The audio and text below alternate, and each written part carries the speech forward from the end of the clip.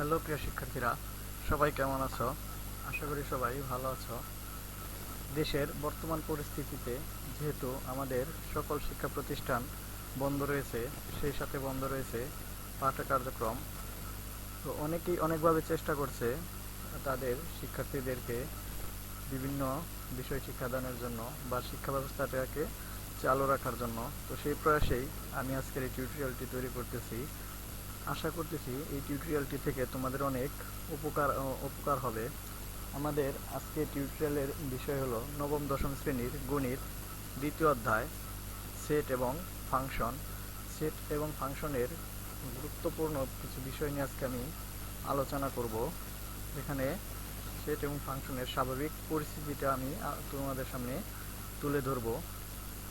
তো মূল ভিডিওতে যাওয়ার আগে তোমাদের কাছে একটাই অনুরোধ, যদি আমার চ্যানেলটি সাবস্ক্রাইব করে না থাকো তাহলে অবশ্যই চ্যানেলটি সাবস্ক্রাইব করে দাও, যেন পরবর্তী ভিডিওটি আমি আপলোড করার সাথে সাথে তোমার কাছে নোটিফিকেশন চলে যায়। তো চলো আমরা এখন মূল ভিডিওতে যাই। তো চলো মূল ভিডিওতে চলে আসলাম। আমরা আজকে দেখব সেট ও ফাংশন।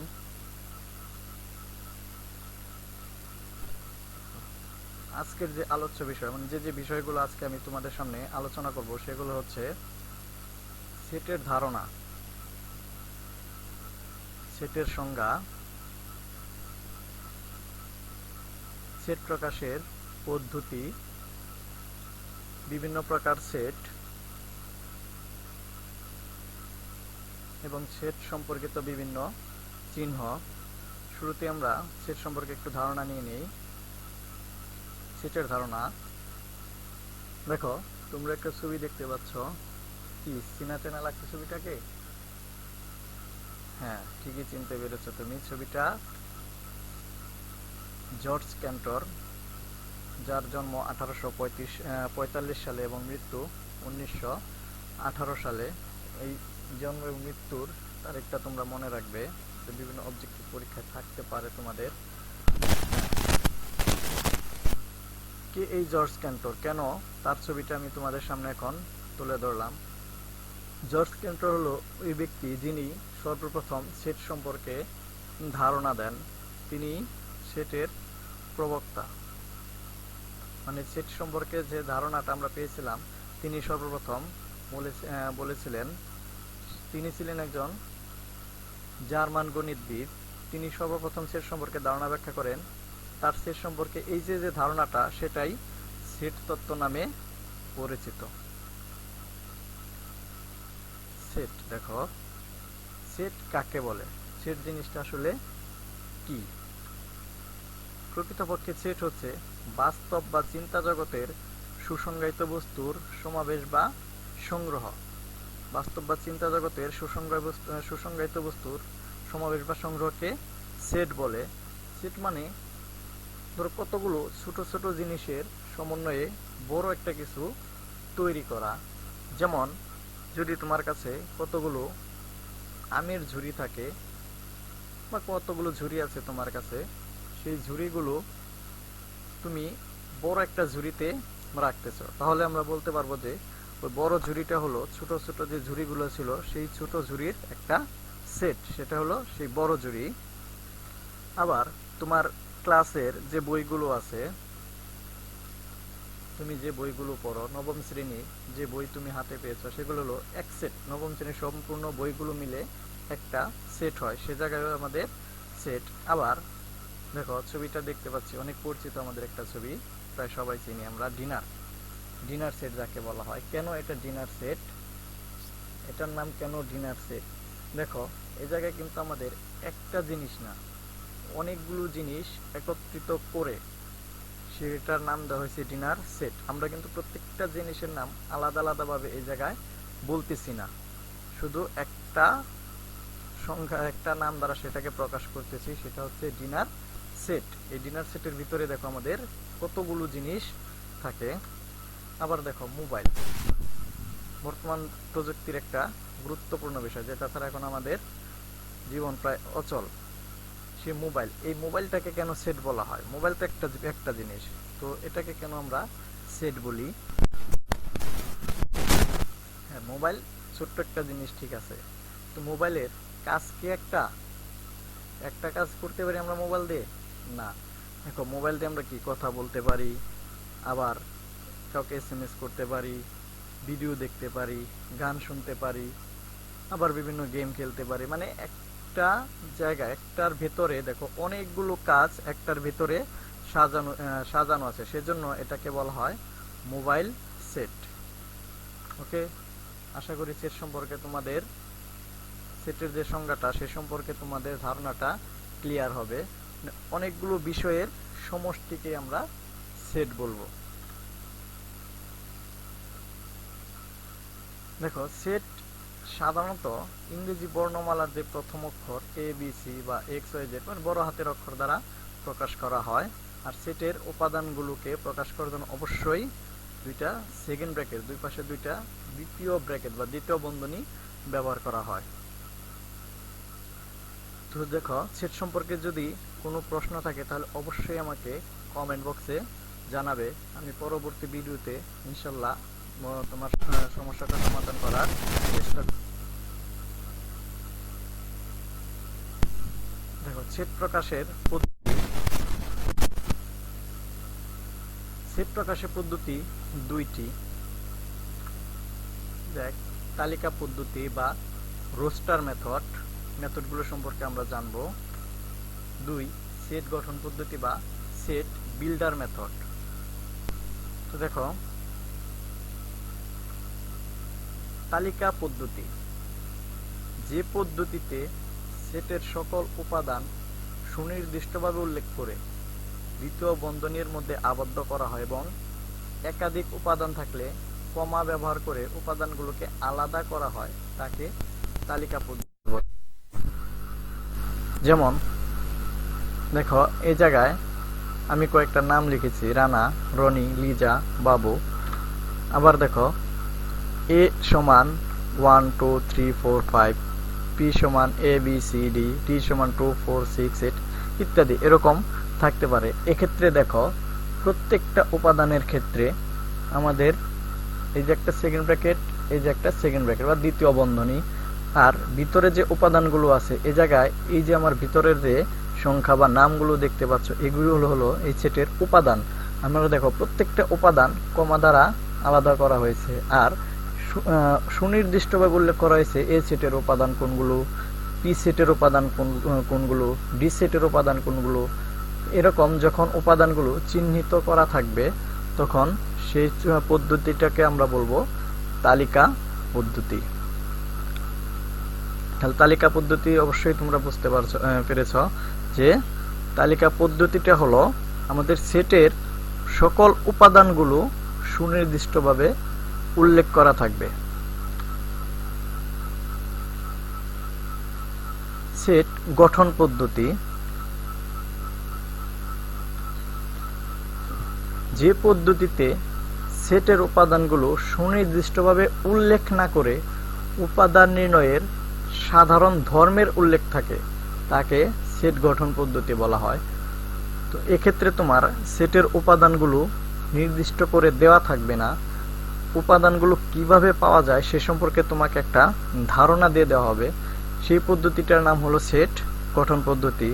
যেমন দেখো, এ সমান এক্স, যেন এক্স স্বাভাবিক জোড় সংখ্যা এবং 2 x 8।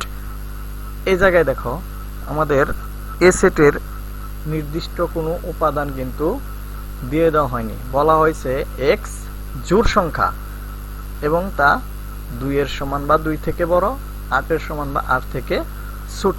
তার মানে এই জায়গায় আমাদের 2 থেকে 8 পর্যন্ত যে কয়টা জোড় সংখ্যা আছে সেগুলো হবে এ সেটের উপাদান।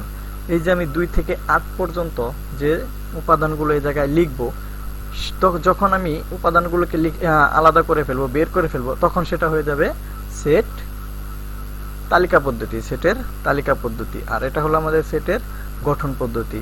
বি সমান দেওয়া আছে এক্স মৌলিক সংখ্যা এবং তা 13 থেকে ছোট।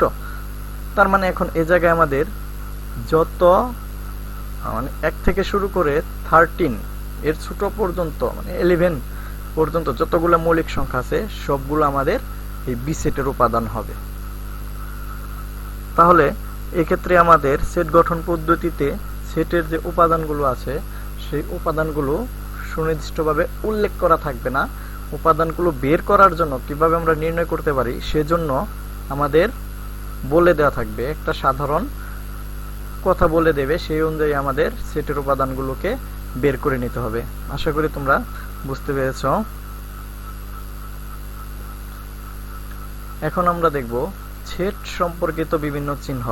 এই সেটের অঙ্কগুলো করতে গেলে আমাদের কতগুলো চিহ্ন সম্পর্কে ধারণা রাখতে হবে, প্রত্যেকটা চিহ্নের কাজ জানতে হবে। আজ আমি শুধু চিহ্নের পরিচিতি সম্পর্কে তোমাদের ধারণা দেব। পরবর্তী ভিডিওতে আমি প্রত্যেকটা চিহ্নের কাজ আলাদা আলাদাভাবে দেখাবো।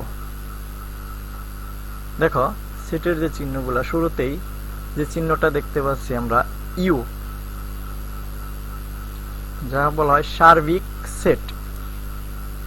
এন স্বাভাবিক সংখ্যা, জেড পূর্ণ সংখ্যা, বিলংস টু বা বিদ্যমান, ইউনিয়ন বা সংযোগ সেট, ইন্টারসেকশন বা সেট, সাজ দ্যাট বা যেন, পূরক বা প্রাইম, ছোট বা স্মল, বড়, গ্রেটার, স্মলার বা গ্রেটার, লেস অর ইকুয়াল, ছোট বা সমান, বড় বা সমান, বাদ, ফাঁকা সেট। জেনারেল ম্যাথের অঙ্কগুলো করতে গেলে আমাদের এই চিহ্নগুলো সম্পর্কে ভালো ধারণা থাকতে হবে। প্রত্যেকটা চিহ্নের কাজ এই জায়গায় আমাদের ভালো করে জানতে হবে।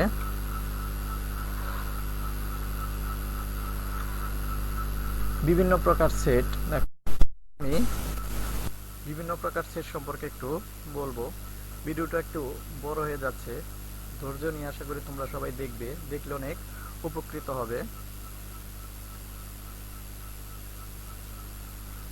দেখো শুরুতেই আছে সসীম সেট। সসীম মানে যার সীমা আছে, একটা নির্দিষ্ট যার সীমা রেখা আছে। তাহলে সসীমের সংজ্ঞাটা আমরা দিতে পারি এরকম, যে সেটের উপাদান গণনা করে নির্ধারণ করা যায় তাকে সসীম সেট বলে। যেমন এ সমান, এই জায়গায় আমি লিখছি দেখো 1 2 3 4 5, তার মানে এ এর যে উপাদানগুলো আছে দেখো 1 2 3 4 5, তার মানে এ এর কয়টা উপাদান আছে এই জায়গায়? 5টা উপাদান। তার মানে এ এর উপাদানগুলো আমি গণনা করে নির্ধারণ করতে পারতেছি, এই জায়গায় আমার মোট 5টা উপাদান আছে। তাহলে যে সেটের উপাদানগুলো আমরা গণনা করে নির্ধারণ করতে পারবো তাকে আমরা বলবো সসীম সেট। দেখো অসীম সেট, অসীম, সসীম যদি সীমার মধ্যে থাকে তাহলে অসীমটা কি হবে? যার সীমা নেই, মানে অনির্দিষ্ট পর্যন্ত এই জায়গায় হতে পারে। যে সেটের উপাদান সংখ্যা গণনা করে নির্ধারণ করা যায় না তাকে অসীম সেট বলে। সরি, সসীম রেখা হয়ে গেছে, জায়গা অসীম হবে, অসীম সেট বলে। অসীম মানে যার কোনো সীমা নেই। এই জায়গায় দেখো এ সমান, আমি ঠিক আগের উপাদানগুলো লিখেছি কিন্তু এই জায়গায় আমার উপাদানগুলো শেষ হয়নি। শেষে দেখো এই জায়গায় আমি এই চিহ্ন দ্বারা বোঝাইতেছে যে এটা চলমান রয়েছে। এখন 1 2 3 4 5 স্বাভাবিক সংখ্যা লিখতেছি আমি, শেষে ডট দেওয়া আছে। এখন এই স্বাভাবিক সংখ্যাগুলো আমি যদি লিখতেই থাকি আমার কিন্তু এই স্বাভাবিক সংখ্যা লেখাটা শেষ হবে না। সো এই যে উপাদানগুলো, মানে যে সেটের উপাদানগুলো আমরা গণনা করে নির্ধারণ করতে পারবো না, শেষ হবে না, সেই ধরনের সেটকে বলবো আমরা অসীম সেট। ফাঁকা সেট, যে সেটের কোনো উপাদান নেই তাকে ফাঁকা সেট বলে। হ্যাঁ, উপাদান নেই মানে যে সেটের তুমি কোনো উপাদান খুঁজে পাবে না, এরকম কোনো মান পাবে না, সেই সেটটা হবে ফাঁকা সেট। যেমন এই জায়গায় দেখো x বিলংস টু n, যেন x মৌলিক সংখ্যা, অর্থাৎ 23 থেকে বড় 29 থেকে ছোট। এখন তুমি দেখো তো 23 থেকে বড় 29 থেকে ছোট এর মাঝে কোনো মৌলিক সংখ্যা আছে কিনা? না, এর মাঝে কোনো মৌলিক সংখ্যা নেই, কারণ 23 এবং 29 এর মধ্যে সংখ্যা আছে 24 25 26 27 28, আর এই প্রত্যেকটা সংখ্যাই যৌগিক সংখ্যা, কোনো সংখ্যাই মৌলিক সংখ্যা না।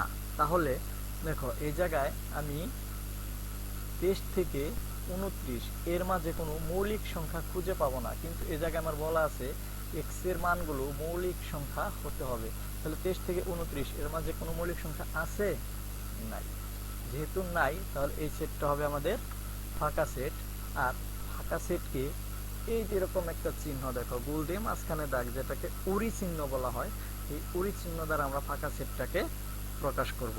অথবা দুইটা সেকেন্ড ব্র্যাকেট, দুই পাশে দুইটা সেকেন্ড ব্র্যাকেট দিয়ে মাঝখানে ফাঁকা রাখলেও সেটা ফাঁকা সেট হয়। সেটের সমতা, দুটি সেটের উপাদান যদি একই হয় তাহলে সেট দুইটিকে সমান বলা হয়, সমতা বা সমান সেট। যেমন এ জায়গায় দেখো এর মান 1 2 3, বি এর মান 1 1 2 2 2 3, দুইটি সেটই সমান। কেন? কারণ সেটের উপাদানগুলো লেখার ক্ষেত্রে যখন একই উপাদান বারবার থাকবে তখন সেই উপাদানগুলোকে আমরা বারবার না লিখে একবার লিখব। সেক্ষেত্রে দেখো এই জায়গায় আমার 1 দুইবার আছে, তাহলে 1 হবে একটা, 2 আছে 3 বার, 2 হবে একটা, 3 হবে একটা। তাহলে দেখো 1 2 3, এই জায়গায় 1 2 3, তার মানে দুইটা সেটের উপাদান এই জায়গায় আমার সমান। এই জায়গায়ও তিনটা উপাদান, এই জায়গায়ও তিনটা উপাদান বা একই উপাদান। এই ধরনের সেটকে সমান সেট বলা হয়, মানে একই উপাদান হতে হবে। দুইটি সেটের উপাদান একই হলে সেট দুইটিকে সমান বলা হয়। আবার এমন না যে এর উপাদান আছে তিনটা 1 2 3, বি এর উপাদান আছে এ বি সি, এটাকে কিন্তু আমরা সমান সেট বলতে পারবো না, কারণ এই জায়গায় 1 2, ওই জায়গায় এ বি সি, এটা সমান সেট হবে না। এর মান যদি এ বি সি, বি এর মান যদি এ বি সি থাকে, তাহলে আমাদের সেটটাকে আমরা সমান বলতে পারবো। তো উপাদান একই হতে হবে, সমান সেট হতে হলে উপাদান একই হতে হবে। একে লেখা হয় এ সমান বি, এই জায়গায় পি কিউ থাকতে পারে, তোমার যাই থাকুক এক্স ওয়াই জেড, যে সেটের মান থাকুক, সেটা যদি একই উপাদান দ্বারা গঠিত হয় তাহলে সেটটাকে আমরা সমান সেট বলবো।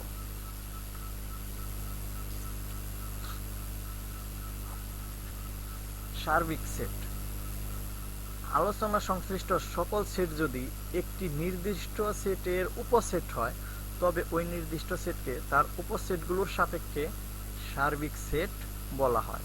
এই জায়গায় তুমি খেয়াল করো, ইউ, আমরা সেটের চিহ্নগুলো যখন লিখছিলাম তখন দেখাইছিলাম ইউ সার্বিক সেট। এই জায়গায় ইউ না লিখে, ইউ না হয়ে অন্য কোনো, যদি কোনো সেটের মধ্যে ইউ না থাকে, অন্য কোনো একটা সেটও সার্বিক সেট হতে পারে। যখন আমরা সৃজনশীল অঙ্কগুলো করব তখন এটা দেখতে পাবো। তো এই জায়গায় আপাতত আমরা দেখি ইউ সার্বিক সেট। কেন? দেখো ইউ এর মাঝে যে উপাদানগুলো আছে 1 থেকে 8 পর্যন্ত প্রত্যেকটা উপাদান এই জায়গায় আছে। তুমি খেয়াল করো এই জায়গায় এর যে উপাদানগুলো আছে 1 3 5 7, বি এর উপাদান 2 4 6 8, সি এর উপাদানগুলো 2 3 5।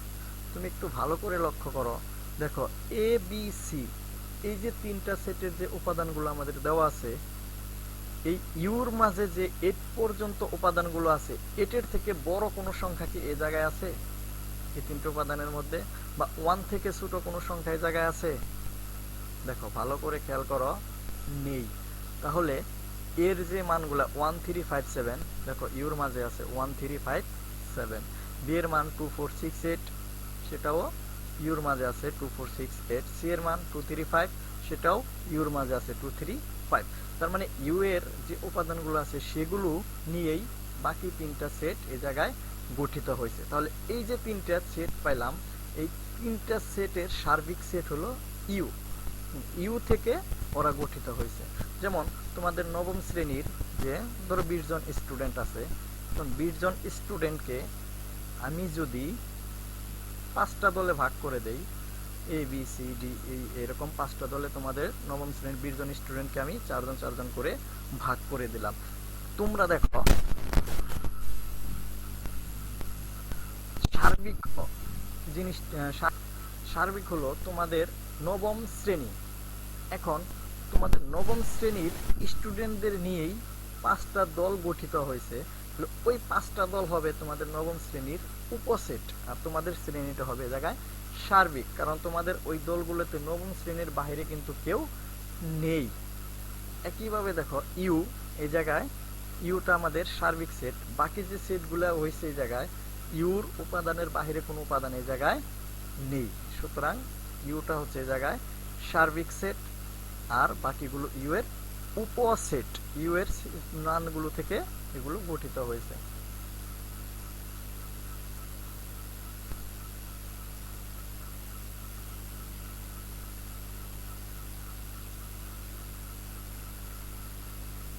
দেখো সংযোগ সেট বা ইউনিয়ন, দুই বা ততোধিক সেটের সকল উপাদান নিয়ে গঠিত সেটকেই সংযোগ সেট বা ইউনিয়ন বলা হয়। দুই বা ততোধিক সেটের সকল উপাদান নিয়ে গঠিত সেটকেই সংযোগ সেট বা ইউনিয়ন বলে। যেমন এ জায়গায় দেখো এর মান 1 2 4 5 6, বি এর মান 1 3 4 5 7। ওকে, এখন এই দুইটা সেটের সংযোগ সেট হবে, দেখো আমি যদি এর মান আর বি এর মানকে সংযোগ করি মানে ইউনিয়ন করি, তাহলে আমি পাবো দেখো 1 2 3 4 5 6 7 1। দেখো দুইটা সেটের উপাদানই কিন্তু আমাদের 1 ছিল, দুইটা সেটের উপাদান একই হলে আমরা সেটা একটা লিখব, হ্যাঁ একটা 1 2 2 3, এই দেখো 3 4 4 4 5 5 একটা 5 6 7।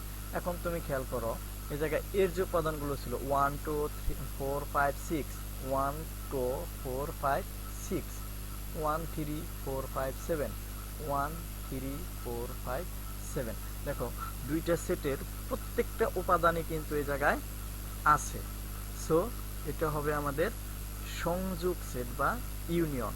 দুই বা ততোধিক সেটের সকল উপাদান নিয়ে গঠিত সেটই হবে আমাদের সংযোগ সেট। এবার আসো সেট সেট বা ইন্টারসেকশন। দুই বা ততোধিক সেটের সাধারণ উপাদান নিয়ে গঠিত সেটকে সেট সেট বা ইন্টারসেকশন বলে। সাধারণ মানে কি? কমন, মানে দুইটা সেটের মধ্যেই যা আছে। যেমন উপরের মানগুলোই দেখো, এর মান 1 2 4 5 6, বি এর মান 1 3 4 5 7 হলে যদি আমি এই দুইটা সেটকে ইন্টারসেকশন করি, তাহলে আমাদের দুইটা সেটের মধ্যে কমন যে উপাদানগুলো সেগুলো হবে। দেখো কমন উপাদান মানে দুইটা সেটের মধ্যে কি কি আছে, 1, হ্যাঁ দুইটা সেটের মধ্যে আমাদের 1 1, দেখো 1 আছে, 2 প্রথম সেটে আমাদের 2 আছে কিন্তু দ্বিতীয় সেটে কোনো 2 নেই, তাহলে এই জায়গায় আমাদের 2 হবে না। আমরা বলছি দুইটা সেটের সাধারণ উপাদান নিয়ে গঠিত, মানে দুইটা সেটের মধ্যে যা আছে। দেখো এই জায়গায় 4, দ্বিতীয় সেটে 4 আছে, তাহলে এই জায়গায় আমাদের 4টা সাধারণ কমন 4 হবে। 5, দুইটা সেটের মধ্যে 5 আছে, কমন 5 হবে। 6, এই সেটে আমাদের 6 নেই, 6 হবে না। দেখো বাকি যে উপাদানগুলো 1 4 5, এই জায়গায় দেখো যে উপাদানগুলো আমাদের ছিল এই জায়গায় 2 3 7, এই উপাদানগুলো কিন্তু একটা একটা সেটের মধ্যে ছিল, সেজন্য আমাদের এই সেটগুলো উপাদানগুলো জায়গায় হবে না। শুধু যে উপাদানগুলো দুইটা সেটের মধ্যে মিল থাকবে শুধু সেগুলো আমাদের হবে ইন্টারসেকশন করার সময়। আশা করছি তোমরা সবাই বুঝতে পারছো। যেহেতু ভিডিওটি রেকর্ড করা থাকবে, তো যদি কোনো জায়গায় তোমাদের সমস্যা হয় বারবার ভিডিওটি দেখে তা কমপ্লিট করে নেবে। আর যদি কোনো কিছু জানার থাকে বা কোনো বিষয়ে কোনো প্রশ্ন থাকে বা পরবর্তীতে তোমরা আরো কোন ধরনের ভিডিও পেতে চাও সেটা যদি সেটা আমাকে কমেন্ট বক্সে অবশ্যই জানাবে। তো ভিডিওটি এতক্ষণ ধৈর্য সহকারে দেখার জন্য তোমাদের সবাইকে অসংখ্য